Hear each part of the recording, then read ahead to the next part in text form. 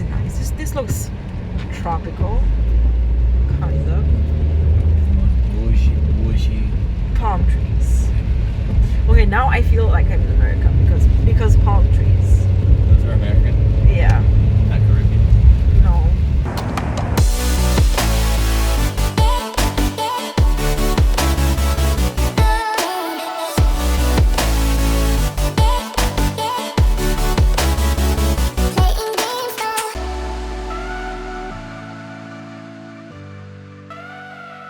Hey guys, and welcome back to my channel. In this video, I'm gonna give you a quick but I hope comprehensive life update of my first 3 months of living in Houston, Texas. If you're new here, hi, my name is Ella, I'm Romanian and I moved to Houston from Bucharest in December of 2020. So without further ado, let's jump straight into the juice. First and foremost, let's talk about admin and bureaucracy stuff because this was a big part of my move to Houston. I arrived in Houston on December 19th, 2020 as a new immigrant, so everything had to be started basically from scratch. My social security number was issued on December 22nd, 2020. It was mailed on December 31st and it arrived at our place on January 4th. That was pretty quick and I was pleasantly surprised because some people experienced long delays because of the pandemic. As you know or imagine, your social security number is fundamental for doing basically everything in the US, such as applying for a driver's license, opening a bank account, or getting paid at a job. So basically here, if you don't have a social security number, you don't exist. Even after I got my social security card, things were not that simple though. In order to open a bank account at most banks, you need a proof of address, like a utility bill in your name, a lease, or a Texas ID or driver's license, or a certain type of pay stub, or your green card. As we were living with my in-laws, the utility bill wasn't an option. As the waiting time for my Texas driver's license appointment ended up being super long, I didn't have that either when I tried to open a bank account. Also, the bank didn't accept my pay stub because it wasn't the traditional type of pay stub, whatever that means. All in all, I couldn't open a bank account until my green card arrived. A lot of people say that this whole bank account situation could have been solved way easier by simply opening an account with a smaller bank or with an online bank, but I prefer to wait because I really wanted to open my account with Chase, and so yeah, that took a total of 2 months since I came here, but I did it in the end. I could actually only open it after I got my green card. As for my green card, I got it on February 24th, and again, I consider myself lucky. The normal waiting time for the green card is 3 months after your arrival. And again, during this pandemic situation, a lot of people experienced delays and ended up getting theirs way after the 3 months. I got mine in little over 2 months, and that was with the pandemic and with the Texas winter storm going on. So yeah, lucky again. Now the driver's license. As a Romanian, I could actually drive with my own Romanian driver's license for up to 90 days after getting here. After 90 days though, in the US, you have to have a US driver's license if you're a US resident. So I had to apply for a Texas driver's license. For that, there are 3 steps. There's the initial application, there's the written test, and there's the driving test. For your initial application, you have to have an appointment. I didn't imagine how long the waiting time would have been for my appointment, so I must confess I didn't do it as soon as I could, which is as soon as I had my social security card. So the waiting time for my initial appointment just to be able to submit my application ended up being more than 1 month.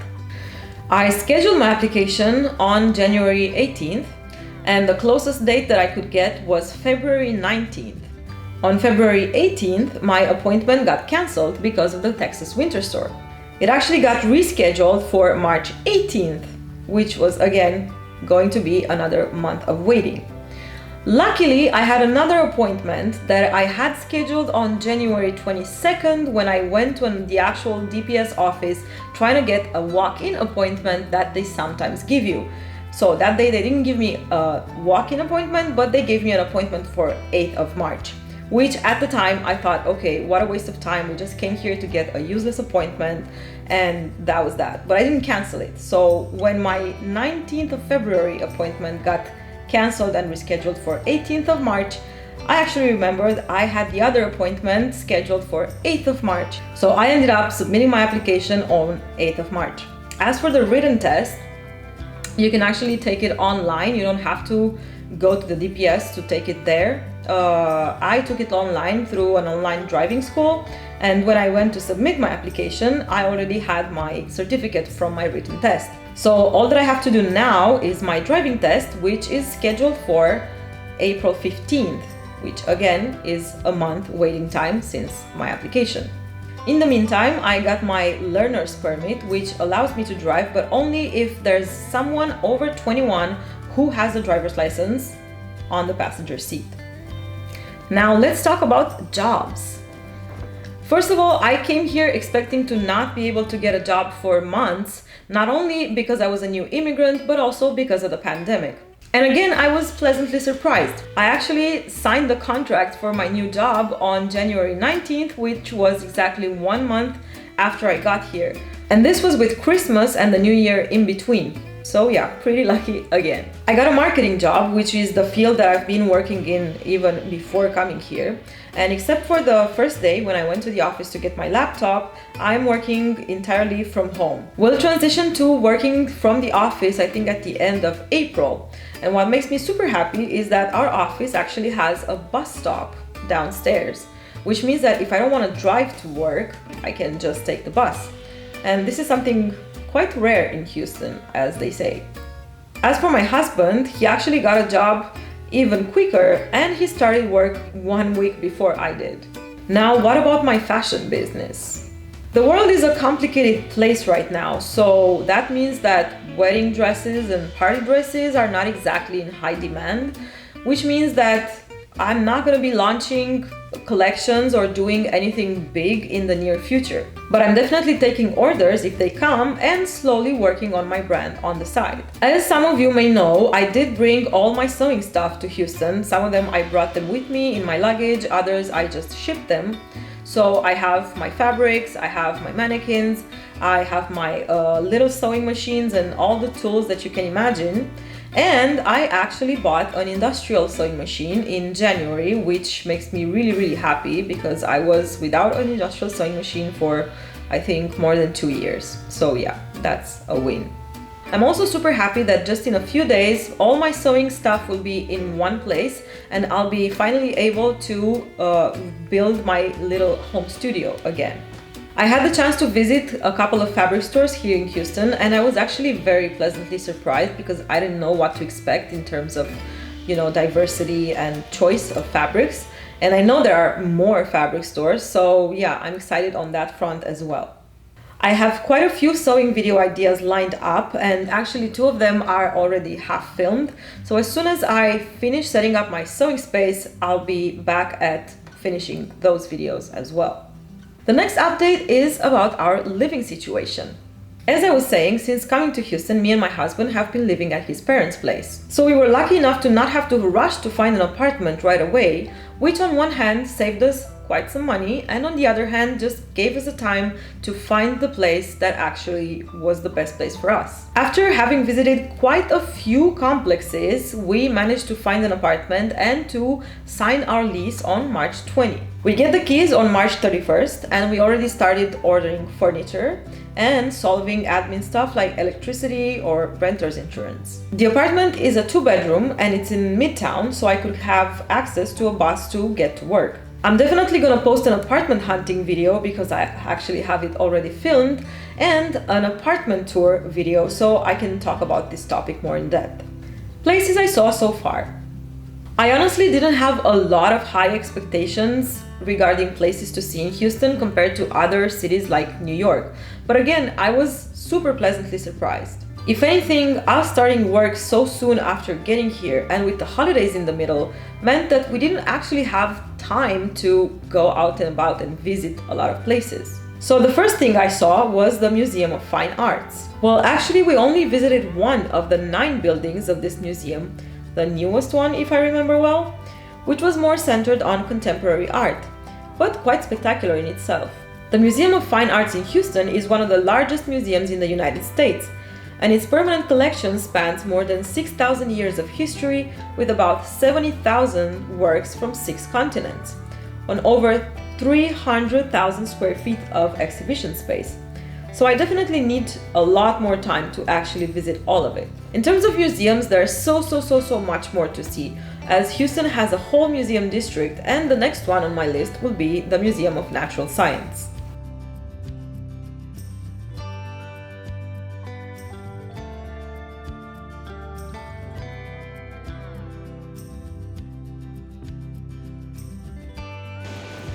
Wanna be my tunnel, baby? Yes. Tunnel of love.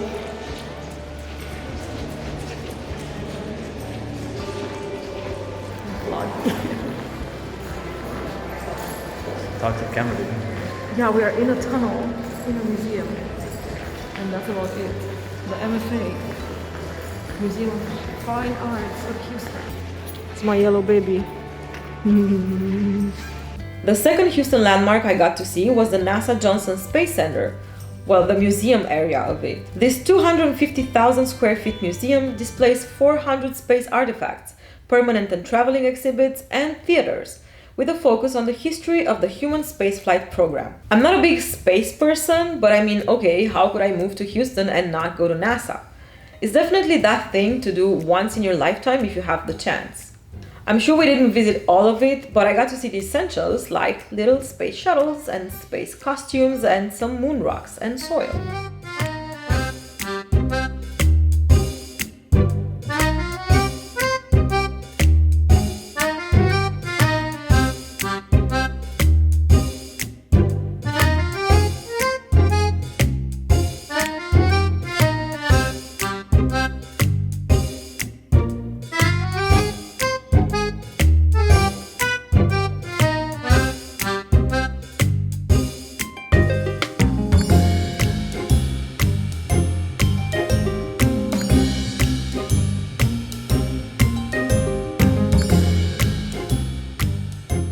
Houston is an amazing mix of concrete, highways, and green areas.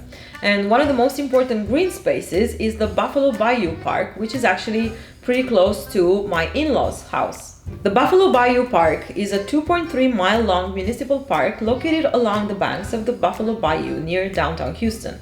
Now, what is the Buffalo Bayou, you may wonder? Well, it's a slow river-like situation which flows through Houston, has its source in the prairie surrounding Katy, and flows for about 53 miles east right into Galveston Bay and the Gulf of Mexico. The Buffalo Bayou Park is quite new. It opened in 2015 and features a variety of things, including a skate park, a picnic area, a kids play area, a dog park, cultural events hall, and miles of bike and hiking trails. Of course, to me it looked like an endless blob of green space, but I have to say, quite impressive.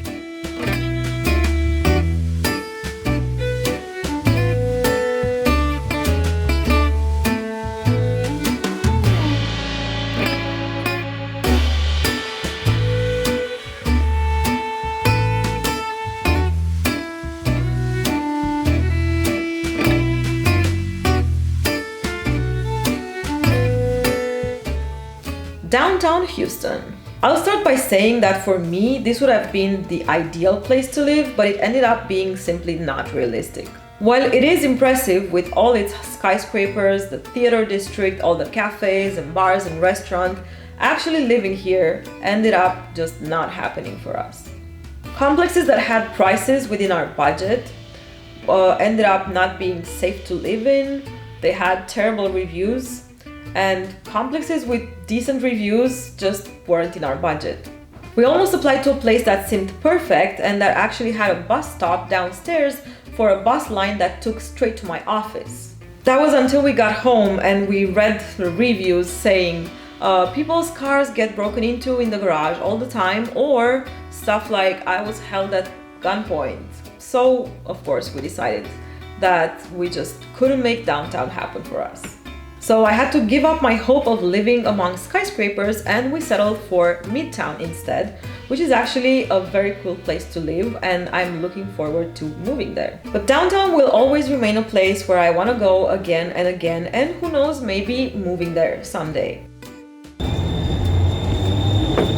Oh my god, it's just like New York. No, it's not. No, Stop exactly. making fun of me. I like the solcito, it's so nice. Look, it's really, it's really cool.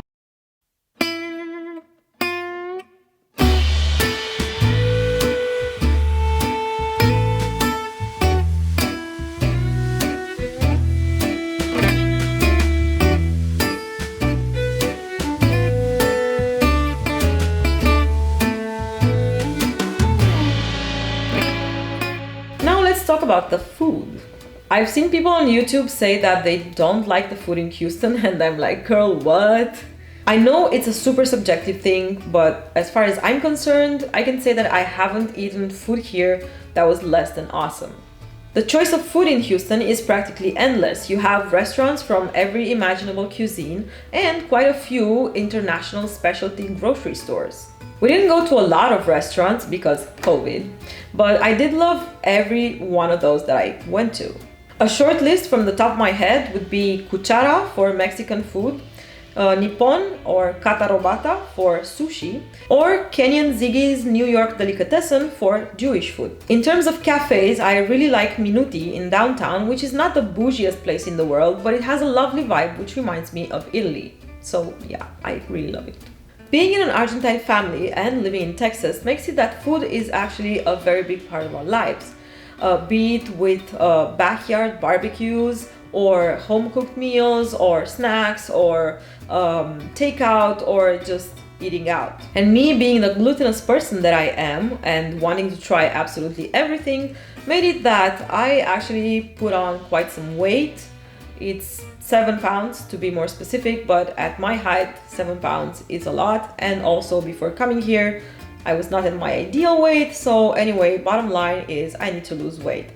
Also, me working from home for like 1 year straight already means that I have zero exercise under my belt. So I can't wait to move to a new place so I can finally work out. The endless choice situation here doesn't only apply to food, but also to drinks, and more specifically to beer. I have never seen such a large selection of beer in one supermarket in my entire life, so that's that. Babe, the most hipster, I mean, capital H hipster is this beer. Pabst? It's like working man, you know, it's blue collar. Okay. Okay, this is, I think, I kind of want a few of these. The Lone Star? You know Lone Star, babe? No. Then this is, you go to Colorado. This is Colorado's drink this. It's the same quality, but for Colorado. It's actually a mountain course. Yeah. I think I actually skied there. No, we skied there. All right, cool. Miller, these are like, this is like the Ursus. Miller, Budweiser is your Ursus section. Okay. You know Budweiser, right? Yes, I do. Okay. It's completely different. Michelob Ultra. I don't know. This is the lowest calorie like beer. Yeah. This is what all the young bros And drink this is now. the end of the trash beer right here. Okay. End of the trash beer. We get to some flavored things here. This is the seltzer. So this is the new fad. This is all copying White Claw. Have Okay. you heard of White Claw? No. So this blew up a year ago. Okay. And it's the #1 selling seltzer in America now. Whatever seltzer is. There ain't no claw when there ain't no law when you're drinking the claw. Okay. That's horrible. This doesn't have alcohol, right? Yeah, Oh no, it it does. Okay. And then this is the straight up competitors. Truly, that's the Houston version. Ranch water. Easily the best brand. Okay, apple cider. So all these are beers? No, these are ciders. No, those. Those are seltzers. So what is a seltzer? What is a seltzer? It's- That's the question. It's a water? grain alcohol. Yeah, it's like a Topo Chico with alcohol. Okay, so And here you have now we get Aw. imports. Imports? We mean normal beers? yeah. Bass is one of my favorite beers of all time. I get that at the lab. Okay, you know all these, right? You recognize these? They should be your new favorite Mexican beer, babe. Modelo, yeah, it is my new favorite Mexican beer. More on the beach. Corona. Yeah. If you want to get a Mexican beer, or you want to get some Texan beer? Maybe whatever you want. I'm down for whatever.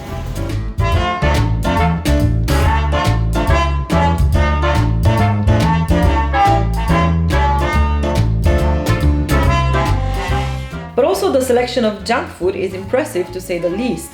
I mean, I knew it in theory, it's an American thing, but in practice, when you see that many types of chips and crisps and snacks and other similar inventions, you need a lot of willpower to not give in. And of course, I do not have that willpower.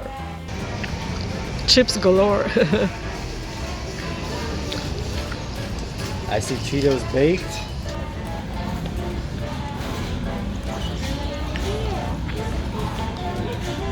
Okay, so you got your extra hot. No, you got your come on. regular. No, normal hot. You got the crunchy limon. You have the flaming puffs. And then you got Just the classic hot you Cheetos. got the fries, which are my favorite. Ooh.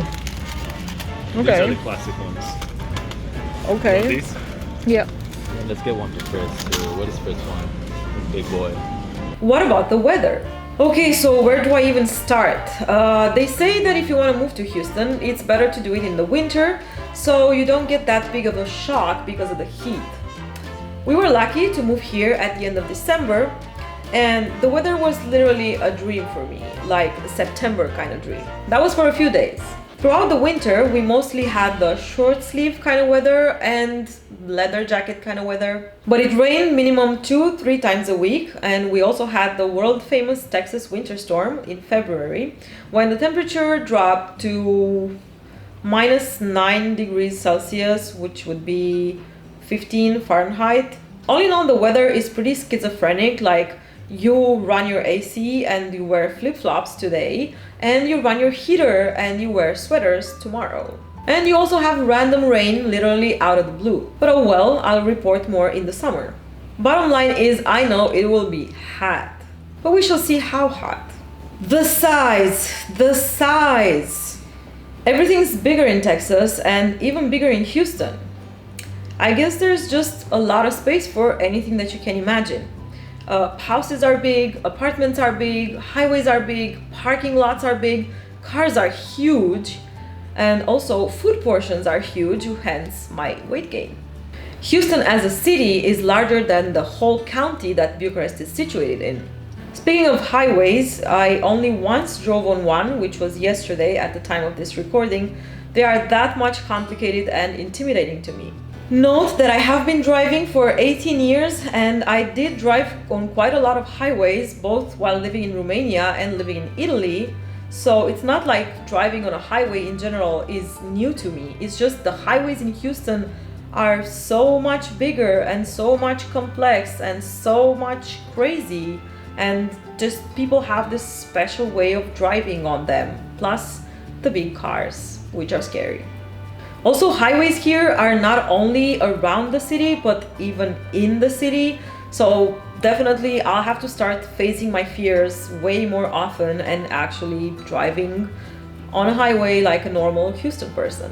Of course, the fact that literally every video about Houston says something about how scary and big and complicated the highways are and how many car accidents there are in Houston did not help at all. And I also have a hard time getting used to driving automatic cars as opposed to manual transmission cars, which is what I've been driving for the last 18 years. To conclude, of course, 3 months is nowhere near enough to give a verdict on Houston, especially since I didn't get to experience the extreme heat and the bugs. But all in all, so far, I think it's a really great place to live. I love the diversity. It's one of the most diverse cities in the United States, and I love the fact that despite being an immigrant, I don't feel like an outsider. People are generally nice and friendly. There are a lot of things to do. Business seems to be blossoming despite the whole COVID thing, and there are a lot of great job opportunities. So this is it for today's video. If you enjoyed it, make sure you crush that like button and subscribe to the channel, because I'm soon going to post more updates like our apartment hunting video, our apartment tour, and more insights into life in the city. Until next time, bye bye.